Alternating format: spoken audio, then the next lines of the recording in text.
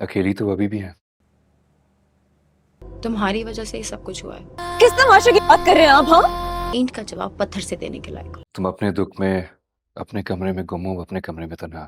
तमाशा तो 2 साल से आपने मेरा बनाया। नूरजहां ड्रामे के आने वाले एपिसोड में आप देखेंगे अब तीनों लड़कियों ने मिलकर नूरजहां को बर्बाद करने का फैसला किया है और तीनों ने इस तरह के बहाने कर लिए हैं जैसे नूरजहां उनको देखकर और नूरजहां को खुद शर्म आए कि मैं इनको काम कैसे बोलूं, क्योंकि कुछ रोज के अंदर सफीना के यहाँ बेटी पैदा हो जाएगी और उसकी कंडीशन अभी बहुत खराब है। इसी वजह से वो घर का कोई भी काम नहीं कर पाएगी और यहाँ पर उसे ये मौका भी मिल चुका है कि हम तीनों ने मिलकर आखिर नूरजहां को हरा दिया। इस तरह ये लड़कियां तीनों मिलकर रहेंगी तो एक दिन इन तीनों को फतेह हासिल जरूर होगी। और उस तरफ नूर बानो ने भी ऐसा खेल खेला है कि उसने सुंबुल को अपने घर में रहने के लिए जगह दे दी और यहाँ पर वो सुंबुल को इतना खुश रखती है कि सुंबुल को किसी भी किस्म की उसके घर में कोई भी शिकायत ना हो। नूरजहां के घर में सुंबुल की जिंदगी काफी बर्बाद हो चुकी थी क्योंकि जब से महा घर पर आई थी तो सफीर देखना गवार नहीं करता था सुंबुल को और उसने अपनी तरफ से सुंबुल को फारिग कर दिया था कि अब तुम मेरी तरफ से बिल्कुल फ्री हो, अब तुम जो करना चाहो जहाँ जाना चाहो तुम्हारी मर्जी। लेकिन ये बात नूरजहां को पसंद नहीं होती और नूरजहां तीनों लड़कियों को अपना गुलाम बनाकर रखना चाहती है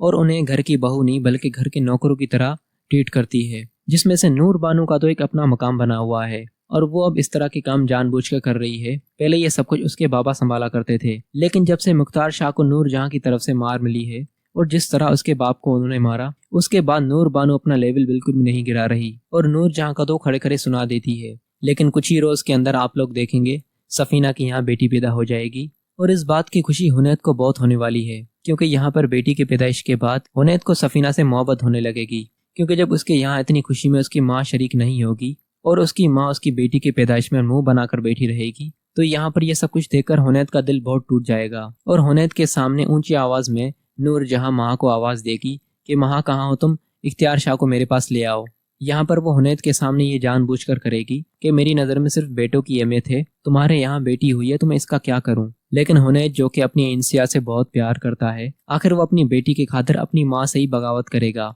और आखिर असली चेहरा अपनी माँ का पहचान लेगा।